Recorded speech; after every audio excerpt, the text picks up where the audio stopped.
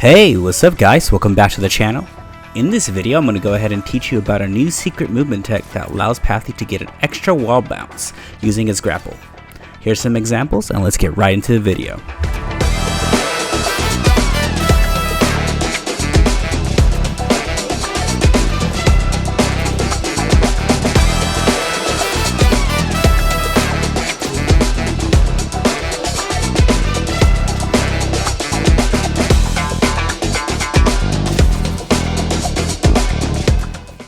Before we go into the video, I do want to say I did not discover this movement tech. This movement tech was discovered by Subtami 3 weeks ago. I highly recommend to check out their video and give them the recognition they deserve.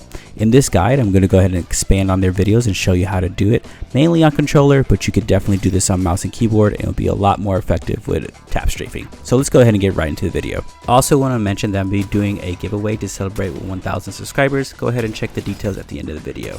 So the basic concept of this movement tech is basically you are using your Pathy grapple to reset your wall bounce. After bouncing on the wall, you're not able to cling on the wall again.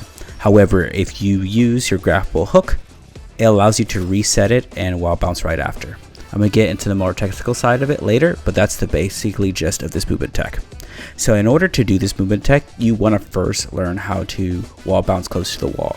So here on controller, I'm wall bouncing, and then after the bounce I am still pushing my analog stick close to the wall so I can stay close as possible. This is going to allow me to stick to the wall and grapple faster. This is also not necessary, as I'm going to go over some examples where you can still grapple from far away and still be able to do the wall bounce, but it's something that you want to practice first. Alright, let's go ahead and get into the next step, and the next step is the grapple. So you want to go ahead and wall bounce and look towards the wall. I like to look exactly at the wall. It can be, you can aim your grapple up or down. I like to aim it right in front of me. I do want to say if you look directly at the wall, the grapple will not stick to the wall, so you do have to look at it at a slight angle. Once you grapple the wall, you want to go ahead and cancel it. If you know you're super close to the wall, that means you have to cancel it a lot quicker. Once you cancel your grapple, this will allow you to reset your wall bouncing timer, so it allows you to climb and stick to the wall after your cancel. So you want to go ahead and make sure you cancel that really quickly and while you're close to the wall. Once you have it canceled and you're climbing the wall, you want to slightly climb the wall up. This is a very crucial part. If you do not climb up slightly, you will not be able to wall bounce right after. Once you have climbed up slightly and you get used to this timing after a lot of practice, you go ahead and press jump and you're able to bounce off the wall. Now let's go ahead and talk about the reason why you want to learn this movement tech. So one thing that's super useful about this movement tech is you're allowed to shoot while doing it. When you normally grapple to get to height or grapple to do a super jump grapple or anything like that, you're not able to shoot while you're grappling the ground. But however, since you are canceling the grapple in this movement tech, you're allowed to shoot, which allows you to be super evasive and also look really cool doing it, as you can see in this clip. Another additional thing that's great about this movement tech, it puts your grapple in a very low timer.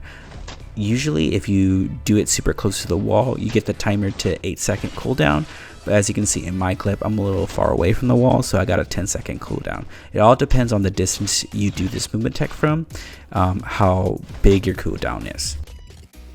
Now let's go ahead and discuss the various different ways that you can apply this movement tech to other movement techs. And one of the first movement techs is fatigue wall bouncing. If you don't know what a fatigue wall bouncing is or how to apply it or how to do it, go ahead and check out my other video. I also made a guide on fatigue wall bouncing. So you can see in this clip, I am fatigue wall bouncing, and after fatigue wall bouncing, I can get extra height by applying this movement technique. One of the nuances with applying it this way, you want to go ahead and make sure you grapple the wall at an angle. If you grapple the wall directly looking at it, your grapple will not attach. So it's very important that you grapple at an angle, and then remember, you want to go ahead and cancel it right when you grapple hits the wall, so it allows you to climb and then wall bounce after.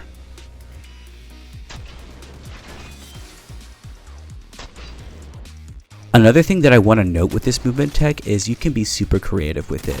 When I saw videos on this movement tech, a lot of people said that you have to be super close to the wall or tap straight towards the wall in order to get the grapple off into the wall bounce. But what I found in my findings that you don't need to. You can be really far away from the ball and still get the ability to wall bounce after. The only rules that allow you to get the wall bounce right after is you must go ahead and cancel towards the wall, cancel your grapple towards the wall.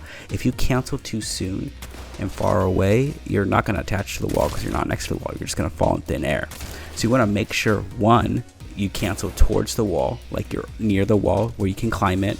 And after climbing, after being attached to the wall, you need to climb it slightly. Once you climb it slightly, you're able to wall bounce right after.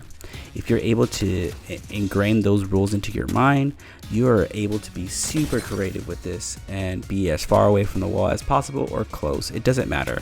Obviously, the closer, the more momentum you save, as well as the faster it does it, but you can be as far as possible. Alright guys, that's the end of the video. If you definitely follow those rules, it'll allow you to be super creative with this movement tech.